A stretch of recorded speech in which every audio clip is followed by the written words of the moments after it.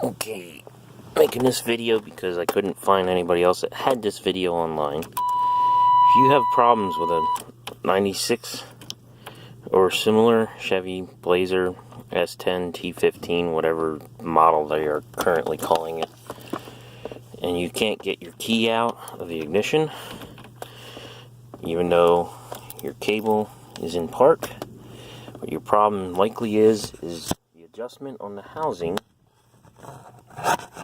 back in here is the collar came off the cable.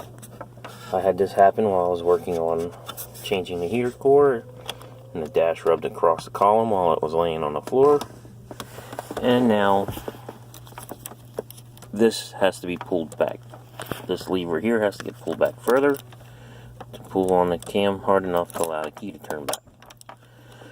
What I found you have to do is, and then the key comes out. What you have to do is lower cable there. You tug on that. This cable housing right here, you pull that as tight as you can while it's in the lock. Key is in the lock position, and you take a pair of pliers, needle nose pliers. I use these as another gentleman calls them, hazard fraud pliers, hose pliers, to slide the collar back so it comes in and out. I hope this helps somebody. It took me a couple days to figure this out on my own. Hopefully this saves you a lot of time.